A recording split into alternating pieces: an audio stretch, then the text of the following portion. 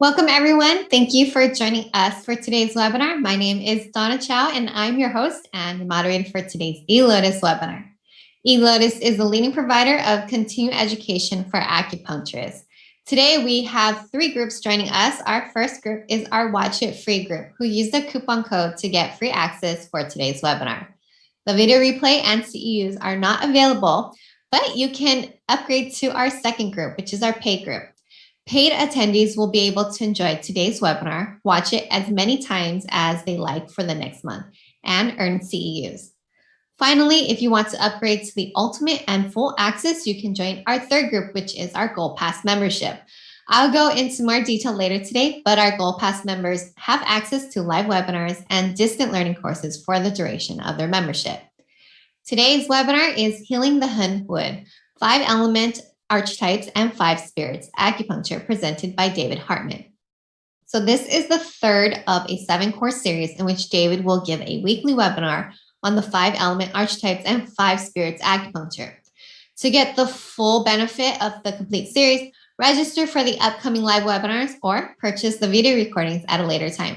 Both options include CEUs. Even better, I recommend the Gold Pass membership, which allows you to see all of them for free, as well as receive unlimited CEUs and free herbs. All right, so before we begin, let's do a quick housekeeping. Today's webinar will run from 2 to 5 p.m. Pacific time, and we will have 1 break. If you have not done so already, please get your copy of the lecture notes from the blue course access page in your account. And if you want to join chat, please do the following right now. Set your chat preference to everyone so that everyone can see what you're typing. You'll have to do this manually because by default, Zoom allows only the speaker and the staff to see what you're writing. If you do have any questions for our speaker today during the presentation, please type them into the question box in your Zoom control panel. If there is time during the presentation, David will answer them. The quiz and the video replay will both be available tomorrow afternoon, and you will receive an email notification when they are ready. All right, guys, let's go ahead and get started with today's webinar and welcome David Hartman, a licensed Chinese medicine practitioner from Brisbane, Australia, who has been in practice since 1997. David is well known for his signature acupuncture point combinations, on which he has also authored a book. He has given presentations at conferences and seminars all over the world. He is always researching and learning new things in the field of Chinese medicine and is a wealth of knowledge in this field. It is a delight to have him join us today. So without further ado, David, please go ahead and take over, share your screen, and share your PowerPoint. Thank you, Donna. Okay, my voice sounds reasonable. That's an encouraging start for the day. Yeah, for those that don't know, I ended up getting COVID, so I'm on the back end of it now, which is exciting, but fingers crossed we get through today and there isn't any massive coughing fits or anything. So sorry about the late slide as well. That in the end, because of COVID, I didn't get a lot of opportunity to finish the slides. So anyway, they got finished, and so that was actually my fault that you got your slides late because I only just finished writing them. So anyway, let's make a start.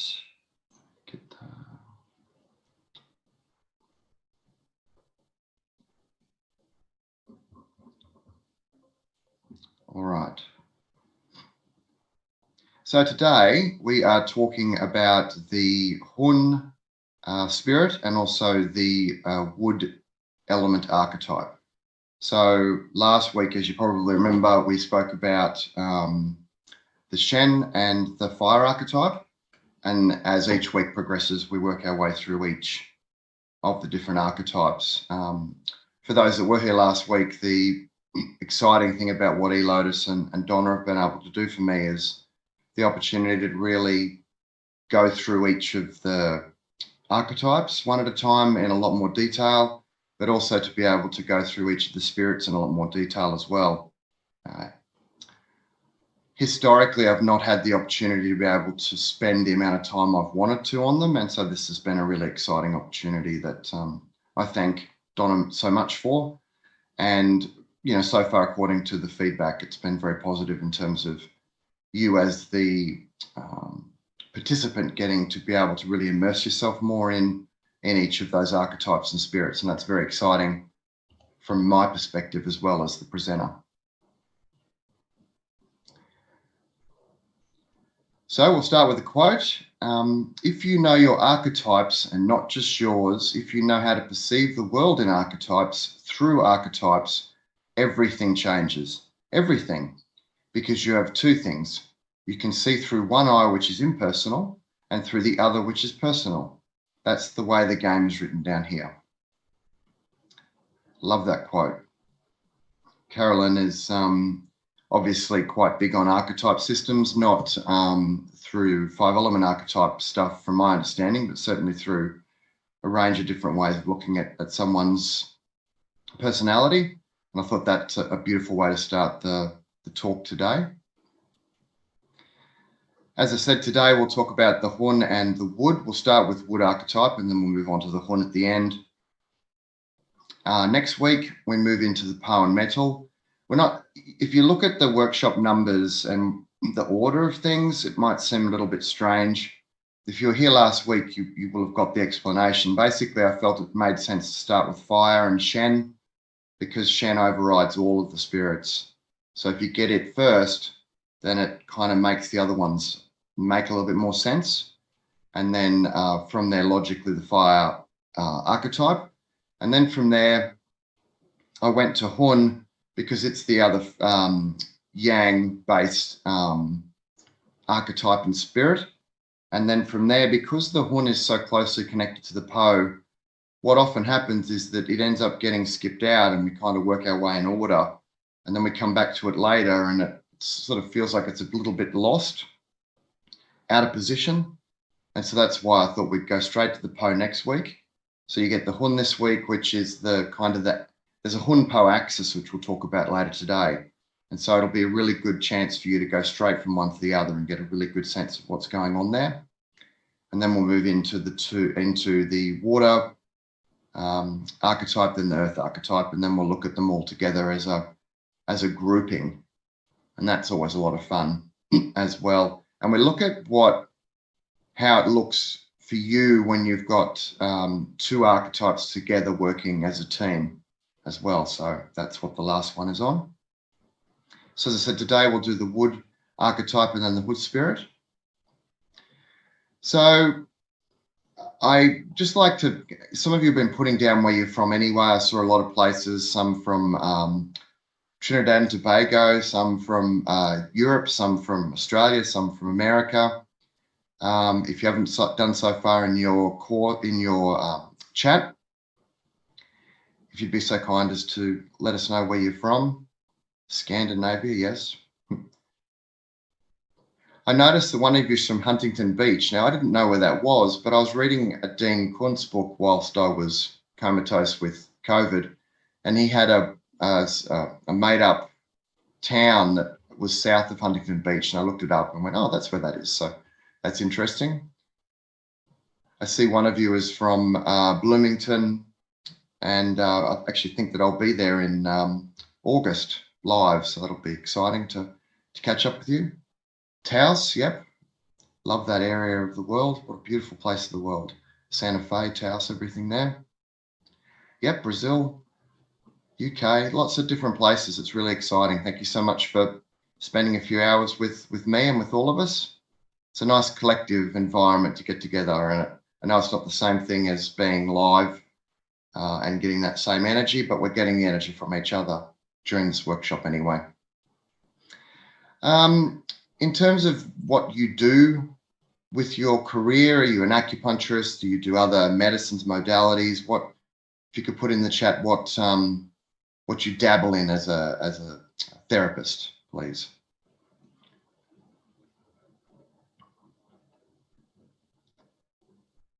That's Brisbane, Australia, by the way, just another little.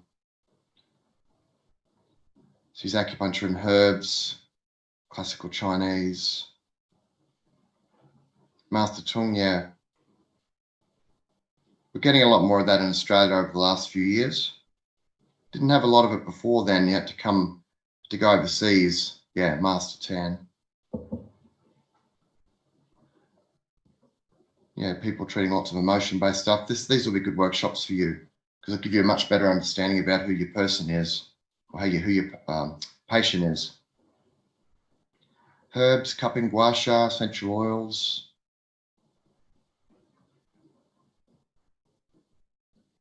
Mikio Sankey, esoteric, yep.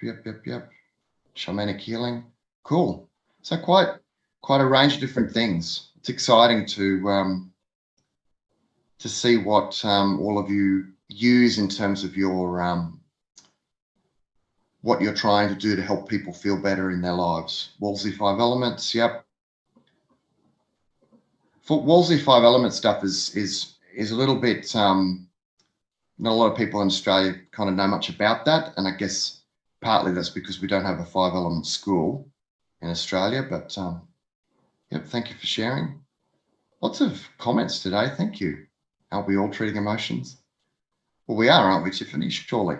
But, a lot of people will focus on, maybe musculoskeletal, something that you particularly like treating, or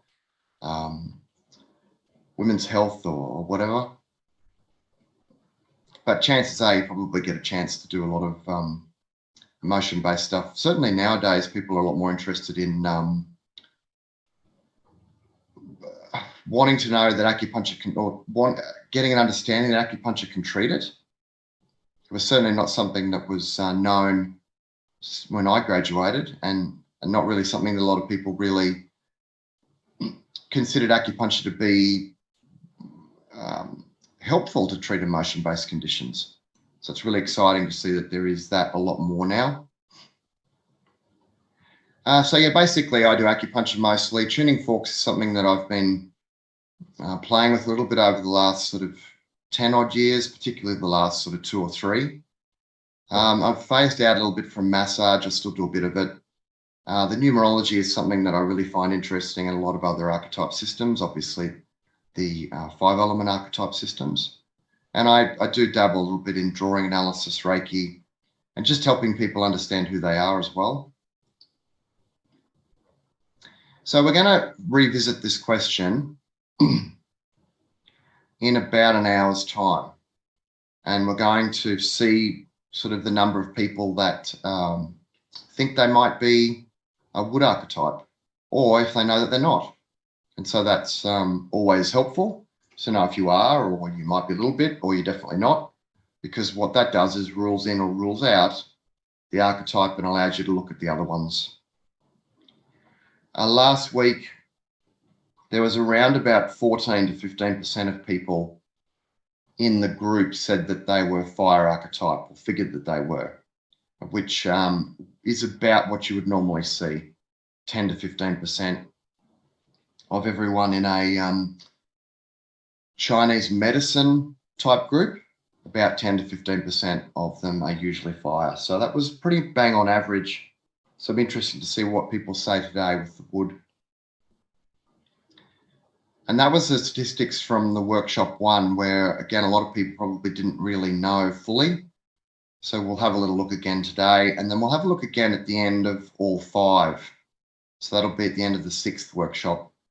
And we'll redo a table like this, and I'll put it in the 7th workshop, and we'll look at it again. We'll compare them side by side.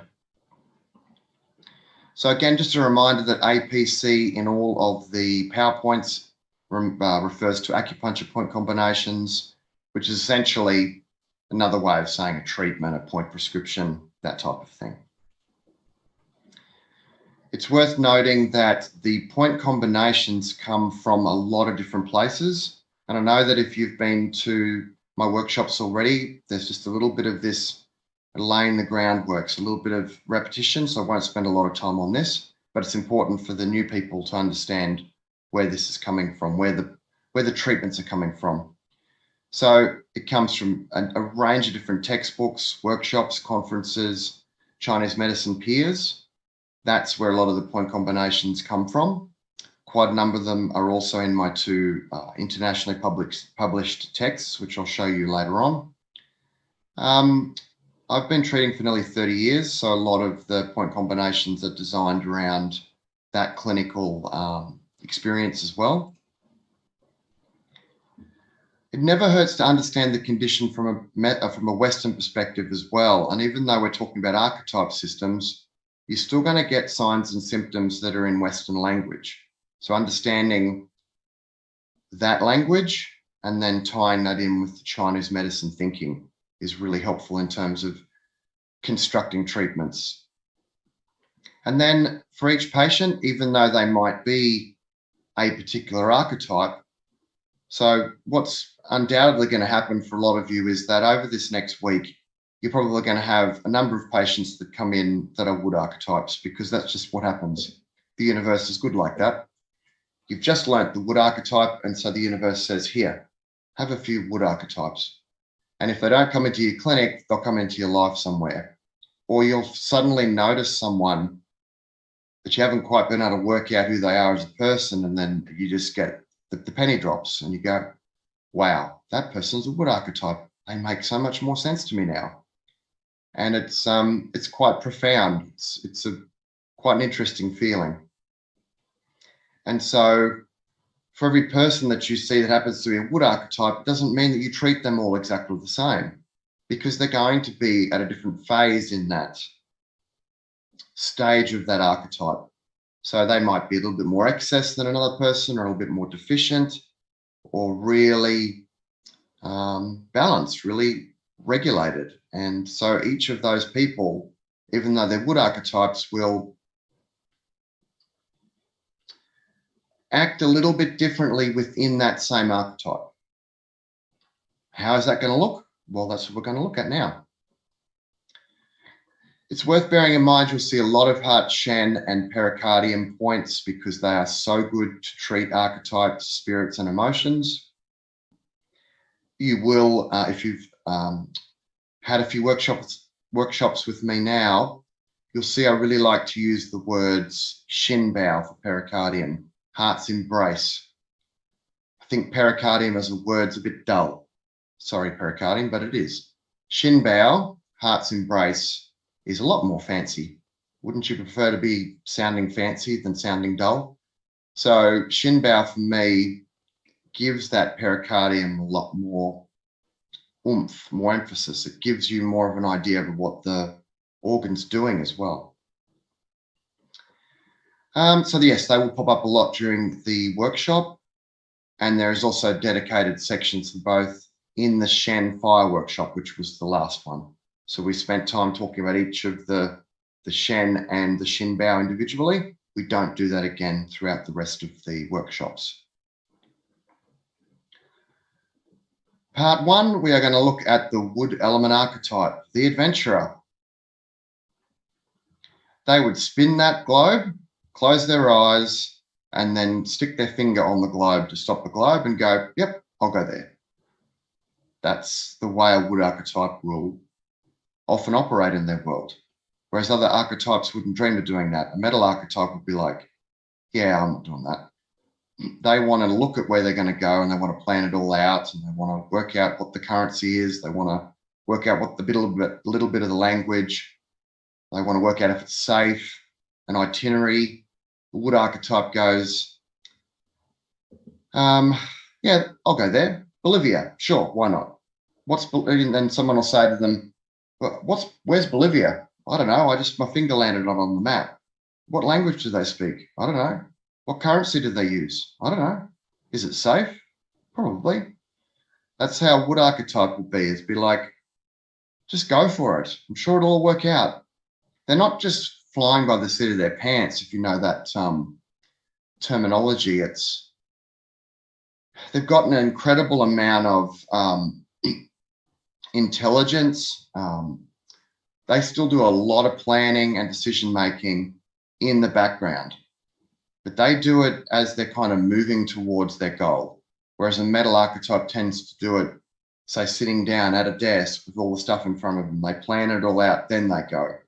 A wood archetype tends to go, this looks good. Is it achievable? I think it is. So they start to actually achieve the goal or plan where they're going as they're going. And that's a big difference between the wood element archetype and the metal element archetype. And we'll play off on that with a bit of fun later in the workshops about what it's like for a wood and a metal archetype to go on holiday together, which you can probably already start to imagine. So, wood element archetype. Now, I know that this is quite wordy, but I just thought it was just so beautiful for you to have a little bit of a look at. Now, let me just get everything out of the way so I can see it. And how do I even get rid of the thing at the top of the screen so I can see the top of it? I can't even see the top of it myself. But if you read the first few lines, and I'll read from where I can see. When you were still too tiny for the human eye to see, you won the race for life from among 250 million competitors. And yet, how fast you have forgotten your strength, when your very existence is proof of your greatness. You were born a winner, a warrior, one who defied the odds by surviving the most gruesome battle of them all. And now that you are a giant, why do you even doubt victory against smaller numbers and wider margins? The only walls that exist are those you have placed in your mind, and whatever obstacles you conceive exist only because you have forgotten what you have already achieved. What a profound statement from a woman that's younger than me. Like, that statement comes from someone, if I didn't know any better, that's lived their life. They're in their 70s. They've spent their entire life working out what life is. And here's this woman that's mid-40s that's written this. What a profound and amazing little poem. And I love all the bits in it. In particular, I really love the only walls that exist are those you've placed in your mind. We get in our own way. That's just the simple fact of it. There's all these people in the world that are trying to tell us this. And sometimes we listen and sometimes we don't. Sometimes we poo-poo it. You know, Wayne Dyer is a perfect example. You know, he's been telling us this until he died. He was telling us this for decades. Did most of us listen? No. I didn't listen for years. Mum read the guy prolifically. Kept giving me a book saying, read this guy, he's amazing. Okay, Mum, no worries. And it would sit on my desk and never get read. And then finally I picked up one of his books and read it, and I went, oh my goodness, this bloke, has he got it figured out? Changed my life. He's one of a few really important people that have changed the way that I view life, the way I speak, the way I think, what comes out of my mouth, what doesn't come out of my mouth, the way that I frame things.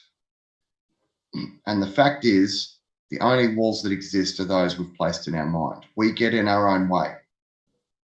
We create our own reality. That's the simple matter of it. So, love this quote. And it's a great way of looking at a wood element archetype, because the reality is that they are the winners. They are the ones that are going to win.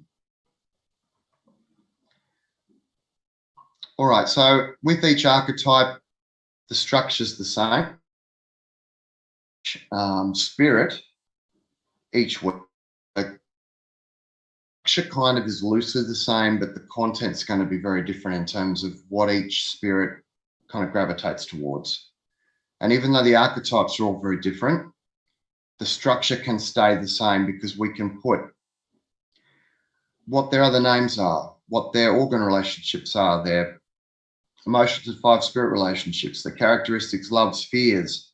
Even though they're all going to be different, we can still do the same structure. We look at difficulties, what the excess wood looks like, what the deficient wood looks like, how you go about treating a wood archetype just to balance them out, and how you communicate with a wood archetype patient or a person. And of course, acupuncture point combinations are included throughout, so that you've got something you can use in clinic immediately. The main reference points amongst hundreds and hundreds of different places you can get information. this is just a few places that we can look at. So I've got a chapter in my book on the archetypes. The Beanfield and Corngold is probably the first one that really gave us an opportunity to embrace the archetypes, the 5 element archetypes, and then there's been more and more as we delve into the future. So wood archetypes, like a locomotive that gathers momentum and speed as it hurtles down the track, the pioneer steers an awesome power. If that resonates with you, then it'll be interesting to see over this next hour or so whether you keep nodding your head, you keep going, yep, that's me, that's me. So also known, apart from pioneer, adventurer, I think for me that's my personal preferred use of what a wood archetype is. In the same way, I like magician for fire archetype, but pioneer, founder, forerunner, innovator, explorer, trailblazer, warrior, they're all words that define what a wood archetype is. It's interesting, even though I live in Australia, I really like the American basketball, and in that list of wood archetypes, there's 2 NBA basketball teams that have obviously wood archetype approach to life. You have the Portland Trailblazers and you have the Golden State Warriors. What yin and yang organs apply to wood archetype? Well, we have liver for yin and gallbladder for yang. And then according to your Yellow Emperor Classic, we've got some little quotes to define what these organs are from a Chinese medicine perspective. So the liver is like the army general, courageous and smart. The thing about the army general here is you need to picture, we've all watched plenty of movies with wars, and you've got the army generals in the tents or in a castle somewhere, and they're planning out their strategies. You've got to picture the liver as being an army general that's able to plan out his strategies. So, you picture that kind of bit where they've got little symbols of on a map, and they move a little warrior over onto a part of the map, or they move a little soldier sitting on a horse over a part of the map, and they go, right, this is how we want to do this, we want to flank them. They've got this conversation they're having. They have thought about it. They've thought about their plan of attack, and they've decided on strategy. And the strategy that you see is one strategy. But the reality is that in their brain, they've planned out other strategies. But they've gone with the one that they think is most likely to succeed. And in amongst all of that, the other strategies are kind of ranked as well. So if the army doesn't do what I think and goes and does this instead, maybe I think they're going to go straight ahead and instead they go left. Well, I've got contingencies for that. If they instead go right, I've got contingencies for that. Maybe they split up. I've got that worked out. I'm on it. The army general, the liver, it works out all the conceivable possible scenarios. They choose one, they run with it. But because they've got all the other scenarios ready to go, it means that when they act, if the opposition change, they can adapt on the run. And it's like people can look at them and go, wow, they've made that snap change decision so quickly. How clever are they? But it's because they planned it all out. That's what we're talking about in terms of that army general. They plan it all out in the background. So if they need to, they can change on the go, on the run, bang, bang, bang, change this, change that. So that it makes people think that not only, like, how can they possibly do both things? Plan out stuff, but also change things on the run. That's because the liver is in charge and the liver is working really well. The gallbladder is like a judge for its power of discernment, judging stuff. It's also involved decision-making with our courage, and we'll go into more detail on that a little bit later on. And they work in together to make sure that the wood archetype basically has this huge amount of power to achieve an end result, an end goal. In terms of emotions that the wood archetype has a love-hate relationship with is anger. And that's anger for a positive, but also a negative, obviously. Anger is incredibly propelling. It's self-motivating, and it can give you the power you need to achieve what you need. It can be very stagnating and jittery and cause you to freeze, but that's unlikely. The more likely scenario with anger is propulsion, movement. It's yang based, so it creates, it's almost like get a kick in the bum. It's like the kick in the bum makes you angry, but the kick in the bum also propels the movement forward into the action. So the emotion itself comes across as being a very negative one. If applied appropriately, it's a very, very good emotion for people to exhibit. Depression, it's more cyclical. They're just in and out of it quickly. Frustration can come about, same with stress. Overwhelm, if they're feeling caught stagnant, they can't keep moving through towards the goal that they're aiming towards. And they can also fall into more a deficiency type style of timidity and shyness. And that's affecting their ability to achieve their goals as well, because they're moving more into a lethargy, making it very difficult for them to achieve those goals. The most closely related Wu Shén or five spirit to the wood archetype is the Hun, hence the connection today. And we're going to discuss that in more detail, but it's typically translated as ethereal soul, heavenly soul, your dreaming big soul, your creative, artistic, poetic, imaginative soul.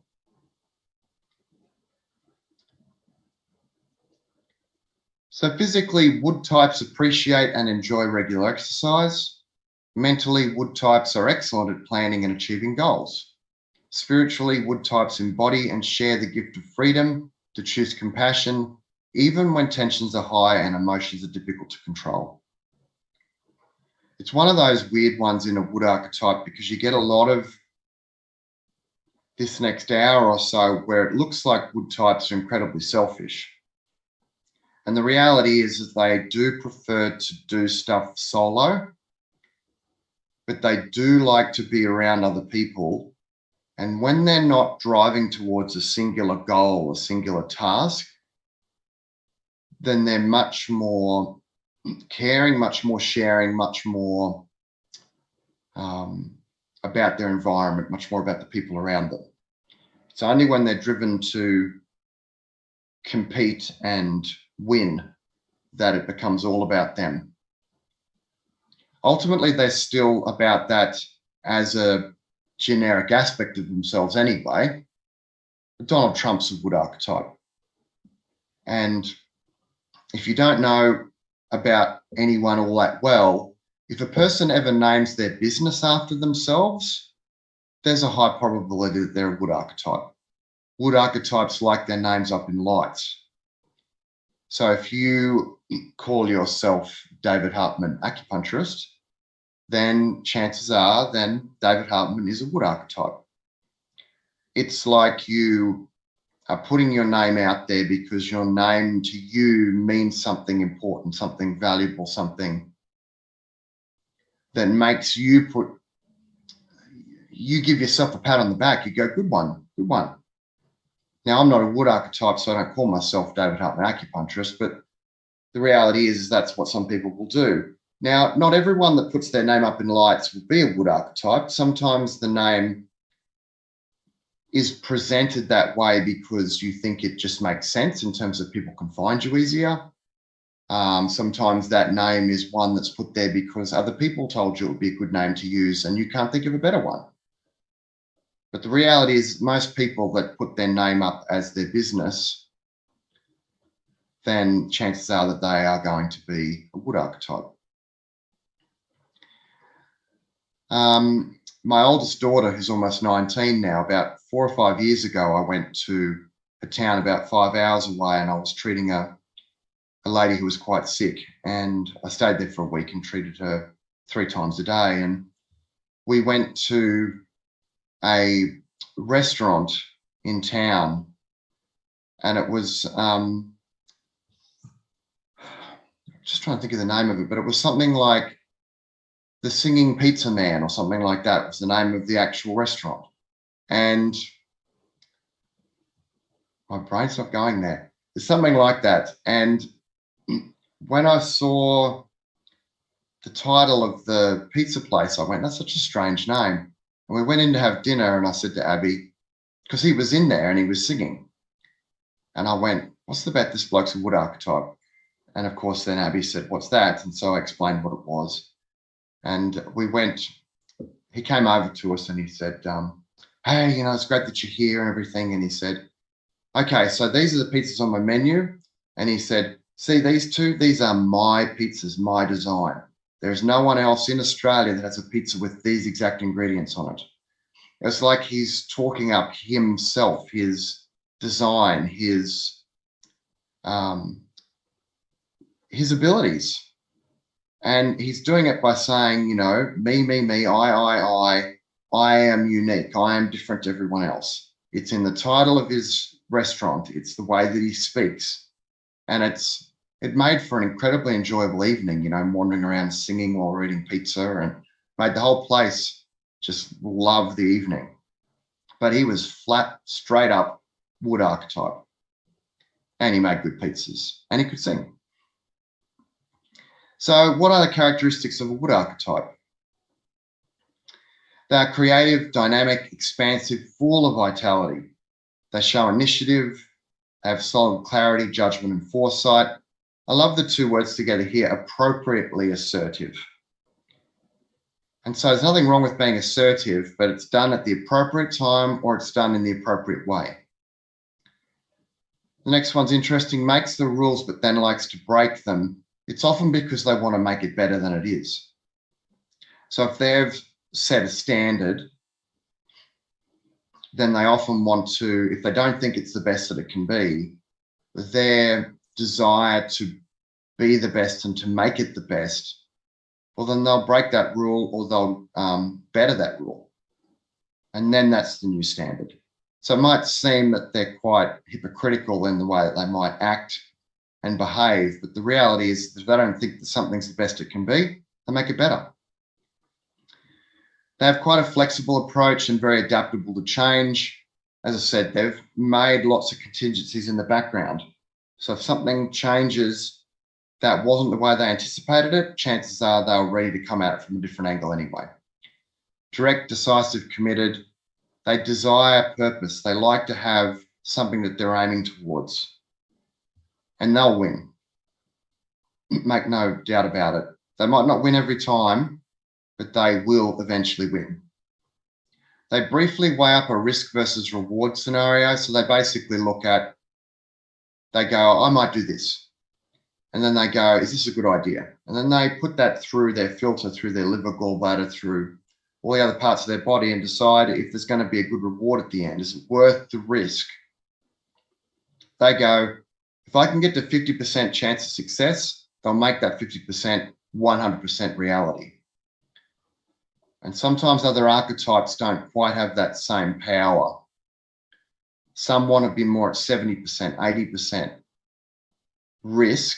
Sorry, there's only 20% risk, 30% risk. Then they'll have a crack at it. Wood archetypes, if they think they're even 50% chance of making it a success, they'll have a crack at it. If they really think that they'll make it a success, and then they will. If they're healthy and there aren't too many external obstacles in their way. They're confident yet prudent, courageous, bold, brave, and ambitious. And when they really are driving towards their goals, they are fiercely independent and must have their freedom. They can be in groups, especially if they're the leader, and then they'll divvy up tasks for everyone.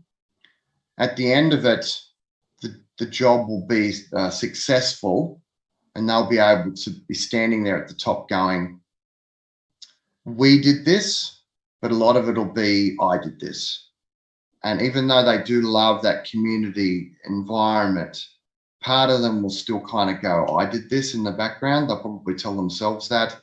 But in the group setting, lots of pats on the back. We did this, we did a great job. So there's a little bit of conflicting kind of stuff happening there. But they'll still make you feel really, really wonderful and that you achieved a lot, because wood archetypes are still very good at making the wider community feel good about themselves as well. And then they're very balanced between their hun and their po.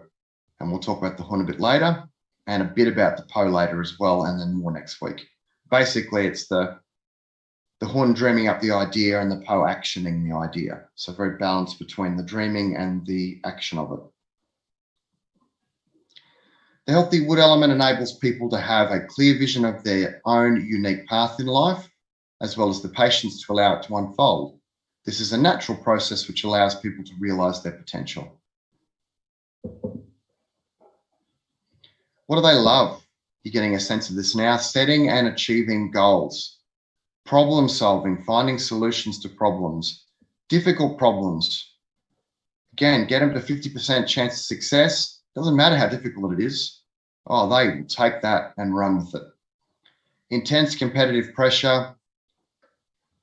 The people that win in sporting events consistently will be wood archetypes. They won't always be. Ash Barty, our Aussie tennis player, who sadly just retired,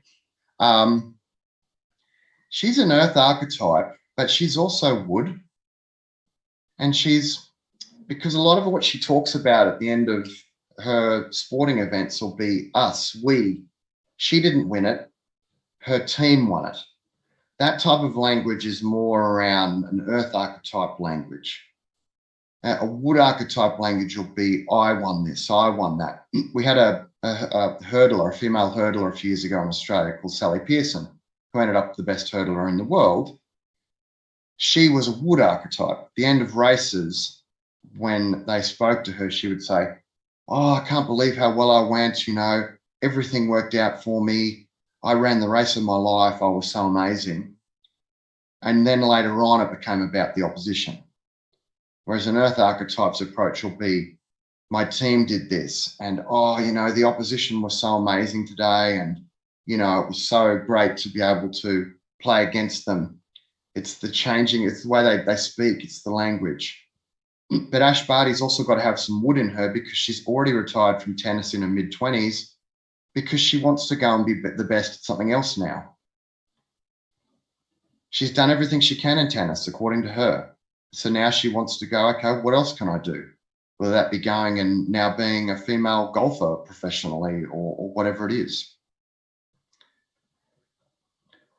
Wood archetypes love thriving on challenges and fast pace. When action is required, they kick into gear. They use that yang that a wood archetype has an abundance of to kick them across the line. They push to the absolute limits and beyond.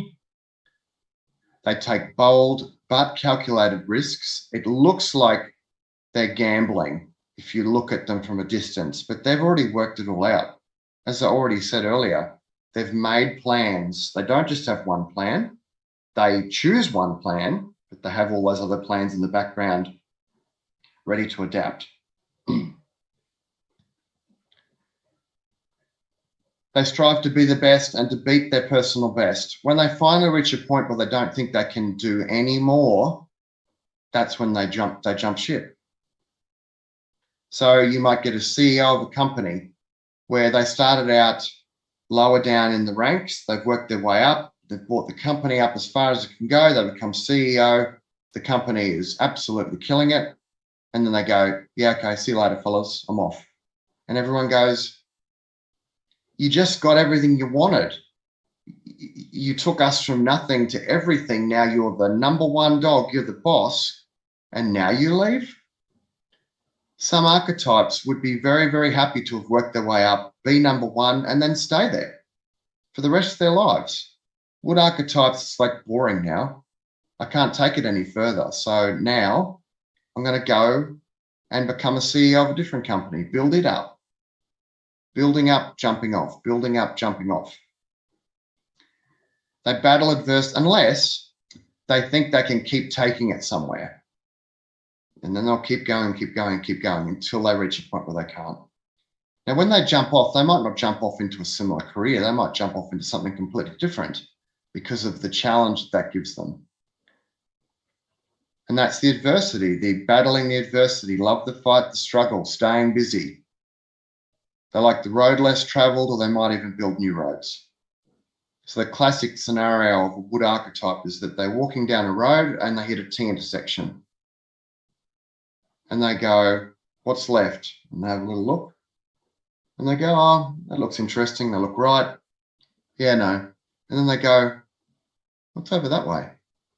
Why is there no road that way? Or this way or that way? And so they might go, you know what?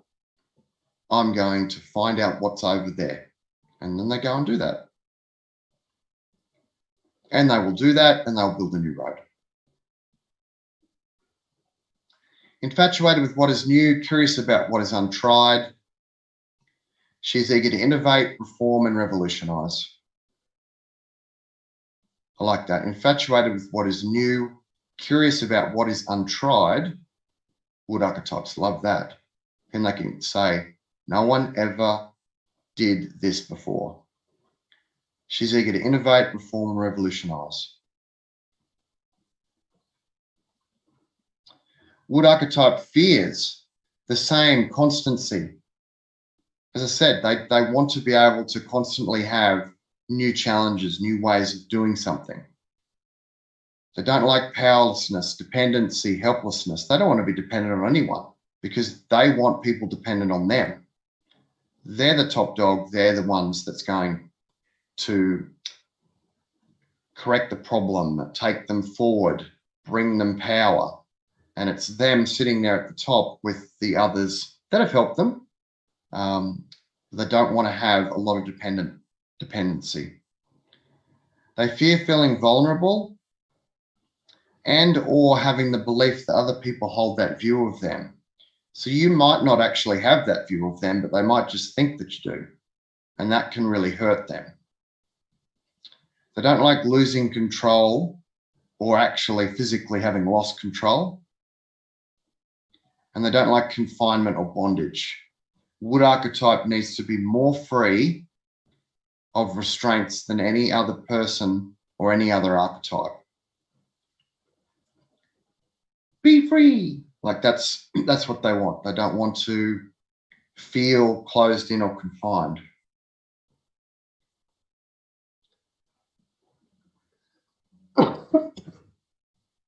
Excuse me.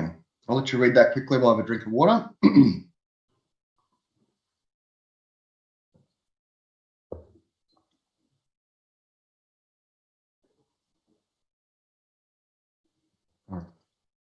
So woods exude confidence and don't let much stand in their way.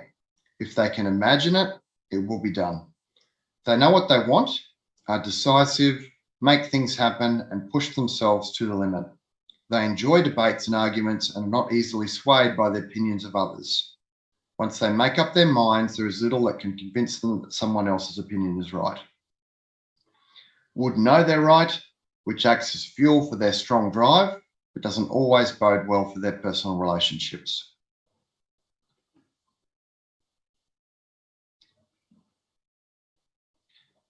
Pretty self-explanatory, that statement. That's why I like it so much. So wood archetype difficulties, sometimes they can come across as being incredibly intense. So this intensity, restraint, quality, sharing, cooperation, consistency. It looks like they can be a little bit inconsistent from a distance. They've kind of got it all worked out. And so they know what's going on, even if from a distance it looks like there's a bit of inconsistency going on there. Don't worry about it, they've got it. Hypocrisy or double standards. Again, it might come across as looking a bit like that. Sometimes it's just the way that they need to go about things to win, to make this thing better, to bring everyone up to the next level. They can have difficulty with anger and irritability. They're not great with conflicting purposes, choices, and impulses. They don't like it when they have too many things on at exactly the same time. which is not dissimilar to a fire archetype. The fire archetype doesn't like that either because they want to be at two parties at the same time, because they want to have fun at both parties and entertain at both parties. A wood archetype doesn't want to have too many different things that they're charging towards because they want to be able to charge at a singular thing. They can miss the companionship of equals. This is partly because they don't believe they have any equals. Sounds quite negative here, so let me just read it and then I'll quickly talk about it. If it turns out they have an equal or a superior, they will make it their mission to supersede them. I mean, that's the nuts and bolts of it, but that's not entirely a wood archetype makeup either. The reality is that sometimes they do feel like that they're the best at something, and so if there's people that aren't up at that standard, it can feel a little bit deflating, or like they'll feel really good, but they'll go, well, where are all the others? Like, why am I the only one? And then that kind of points them to the fact that maybe that it's time to move on to something else, because there clearly isn't anyone as good as them at this thing, until they move on to something else where they're back in the pack a bit and then work on that thing until they become the best. If they do have someone that's above them, they will often make it a competitive goal of theirs to supersede them, to move past them. That's just the way wood archetype is. You need to have people like this in the world. I mean, when the white man first came to Australia in 1888, we got a country almost the size of America, from north to south to west to east. We have nearly the same landmass, yet we've only got 25 million people in Australia, even now. The reality is that we've got all these places that we haven't really fully explored yet. Well, when we first moved to Australia, when we went, what's over that mountain range, it's the wood archetypes that went, I'm going to find out. It wasn't any of the other archetypes. If other archetypes went with them, it was the wood archetype that had their name up in lights. We have people like Burke and Wills, who are famous explorers that found places in Australia that we never knew existed. And unfortunately for them, they died whilst exploring. But the reality is that we know about them because their name is up in lights, because they're wood archetypes.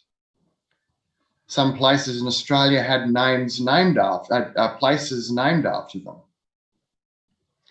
partly because they found it. To find it, you need to be a wood archetype.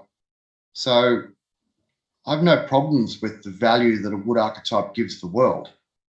They can just come across as being a bit selfish and a bit I, but you need to have a person like that in the world that's going to be out there doing that. Wood archetypes can have difficulties with substance abuse, stimulants, and/or sedatives, depending on what's happening. Wood people require forward movement, potential, and adventure in their lives. When wood types go too long without these needs being met, their stress behaviours and feelings begin manifesting. The need to have those goals. Where am I going to next? If they're excess, they can be overbearing, overconfident, dominant, aggressive, very intolerant, arrogant, aggressive, reckless, getting the idea, compulsive or impulsive, subject to uncontrollable impulses, outwardly volatile emotions, particularly favour getting angry and frustrated, more yang, stagnant-based emotions, way more self-indulgent than normal, become very intolerant, impatient, and they make hasty decisions instead of doing what they would normally do, which is planning out all these different outcomes. They have poor judgment due to an arrogance, pretentious, pompous, fake, erratic. They plan poorly, and that's a fatal flaw for them. Either through no planning or they overplan. And that's interesting because a healthy wood archetype do neither. They plan in the middle. They don't overplan and they don't not plan, but they plan at the appropriate level, which for them is going to be faster than others in terms of how they go about their planning. But don't worry about it. They've got it sorted because they have the plan they're going to use and then all those other ones sitting there ready to go, as I said. And then they blame others when they fail. And that's because a wood archetype can't bear to think that they personally failed. So they look to offload the blame.